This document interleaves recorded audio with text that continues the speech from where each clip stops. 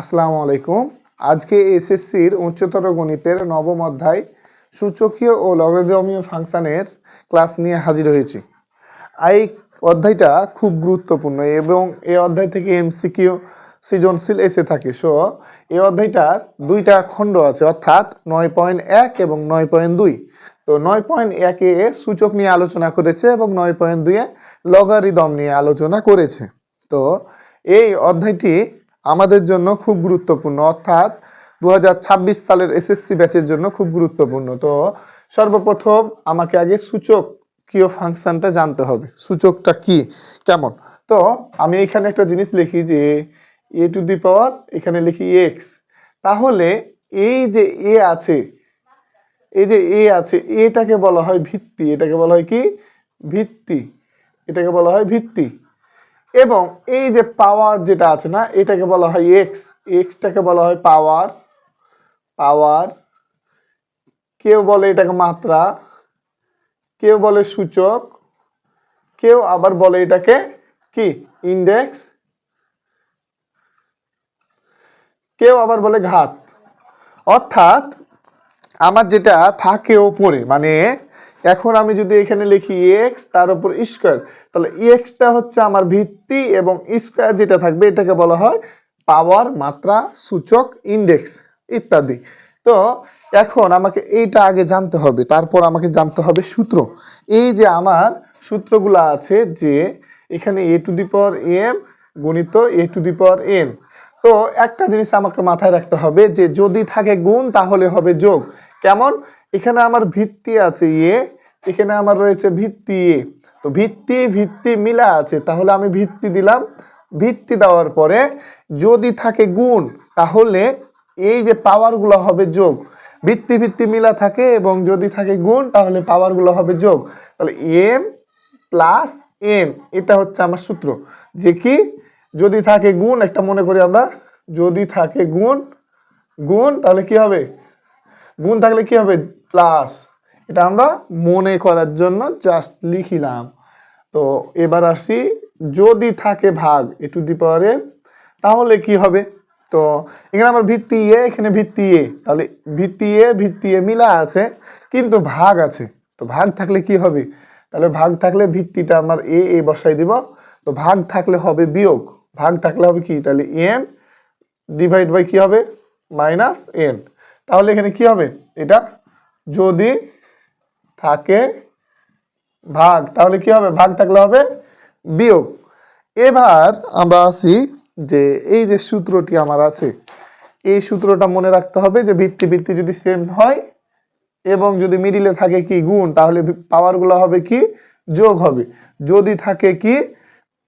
ভাগ, তাহলে কি হবে? ভাগ থাকলে হবে বিয়োগ। এইটা হচ্ছে আমার সূচকের সূত্র। এবার এবার যদি আমার কখনো রুট এ থাকে, তো আমাদের যেটা থাকবে এই জিনিসটাকে আমি সুন্দরভাবে বসাই দেব। বসানোর পর এই যে রুট, রুট মানে হচ্ছে 1/2। আমাকে মনে রাখতে হবে রুট মানে কত? 1/2। তাহলে পাওয়ার 1/2, এটা হচ্ছে আমার সূত্র। এবার তাহলে এটা মানে কি হবে? এ কিউব মানে কি হবে? তাহলে আমার যেটা ভিতরে আছে এই সুন্দরভাবে আমি ভিতরে জিনিসটাকে লিখবো। 3 আছে, 3 লিখবো।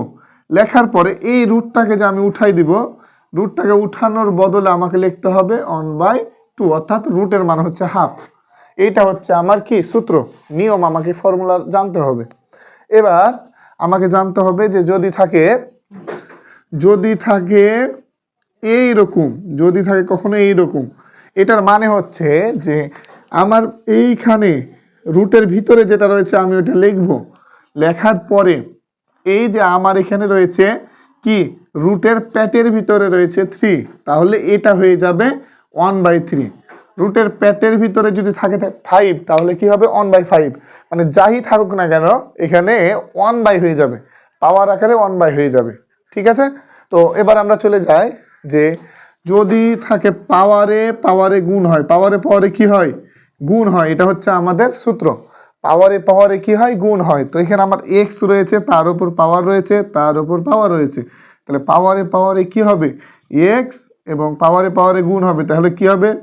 2 দুগুণী 4, x টু দি পাওয়ার 4। এটা হচ্ছে আমার ফর্মুলা, এটা হচ্ছে সূত্র। এবার তাহলে এইটা কি হবে? x⁵ তার উপরে 2, তাহলে কি হবে পাওয়ারে পাওয়ারে কি হয় গুণ হয়, তাহলে এখানে রয়েছে x, তো x এর উপরে আছে 5 তার উপরে আছে 2, তাহলে পাওয়ারে পাওয়ারে গুণ হয়, তো x আছে x আমি বসাই দিলাম, বসানোর পরে আমাকে এখানে পাওয়ারে পাওয়ারে কি হবে গুণ হবে, তাহলে 5 দুগুণী 10 x⁻10, বাস আমাদের কাজ শেষ। এবার একটা কথা আমাকে মনে রাখতে হবে সূত্র, সেইটা হলো যে যদি যদি কোনো সংখ্যার উপরে 0 থাকে, কোনো সংখ্যার উপরে যদি 0 থাকে অর্থাৎ 0 থাকে, তাহলে সেটার মান হবে কত 1 হবে 1, সেটার মান হবে 1, অর্থাৎ সেটা যাই থাকুক না কেন যদি কোনো সংখ্যার উপরে 0 থাকে তার উত্তর কি আসবে 1 আসবে, তাহলে x y z তার উপরে যদি আমি 0 দিই তাহলে উত্তর কত হবে অবশ্যই 1 হবে, কারণ কি যে কোনো সংখ্যার উপরে যদি আমি 0 দিই তার উত্তরটা আসবে 1, কিন্তু একটা শর্ত আছে, সে শর্তে 0 হতে পারবে না, সেটা হচ্ছে x এর মান কখনো কি হতে পারবে না 0 হতে পারবে না, x এর মান কখনো 0 হতে পারবে না, কেননা x এর মান 0 হলে 0 এর উপর 0 মানে 0 সমান কি 1 হবে, হবে না, সেজন্য কখনো x এর মান কি হতে পারবে না 0 হতে পারবে না, এটা হচ্ছে আমাদের রুলস। তাহলে যে কোনো সংখ্যার উপরে কি দিলে 0 দিলে কি হবে সেটার মান হবে 1, কিন্তু একটা ক্ষেত্রে বাদে, সেটা হচ্ছে x এর মান এখানে 0 হওয়া যাবে না। তাহলে আমরা এখানে আসি, এখানে আমাদের যদি কখনো বলা হয় যে x y, তাহলে এটার উপরে কি হবে, আমরা নিয়ম অনুসারে এটা মানে x এর উপরে স্কয়ার, এটা মানে y এর উপরে স্কয়ার, তাহলে x² y², এটা হচ্ছে আমাদের সূত্র, এটা হচ্ছে সূচকীয় সূত্র, এগুলো আমাকে লাগবে এবং অঙ্ক করতে গেলে ধাপে ধাপে এগুলার প্রয়োগ হবে।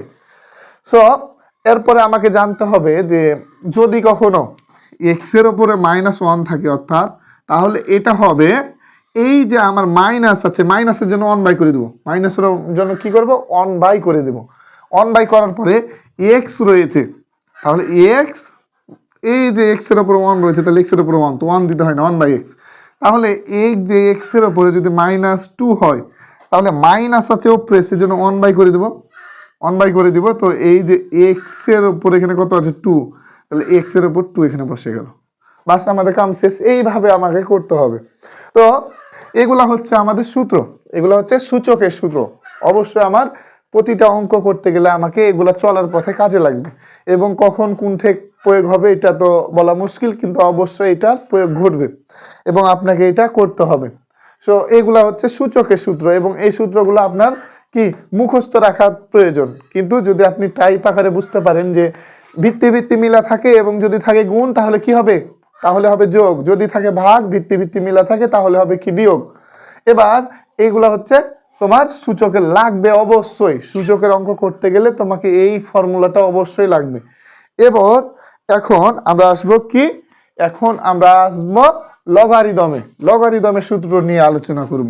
তো লগারিদমের সূত্র মানে কি, লগারিদম মানে হচ্ছে যে আমার সর্বপ্রথম লগারিদমের যে সূত্র সেটা হচ্ছে যে এই যে লগ, এখানে এই জিনিসটা যেটা থাকে এটাকে বলা হয় ভিত্তিক, এটাকে কি বলা হয় ভিত্তিক, তাহলে এখানে এই জিনিসটাকে কি পড়া হয়, এই জিনিসটা সমান 1 হয়, তো এই জিনিসটাকে কি পড়া হয় আগে আমাকে জানতে হবে, এই জিনিসটাকে পড়া হয় এইটা যেটা আছে না ভিত্তিক, তাহলে এ ভিত্তিক লগ এ, এ ভিত্তিক লগ এ, অর্থাৎ এখানে যে মানটা আছে এখানেও যদি সেম মানটা হয় উত্তর আসবে কি, উত্তর আসবে 1, উত্তর আসবে কত 1, তাহলে এই যে লগ 5 এখানেও আছে 5, তাহলে এটা উত্তর এখানে 5, ভিত্তিকে 5 আর 5 মিলা আছে, তাহলে কি হবে উত্তর, উত্তর হবে 1।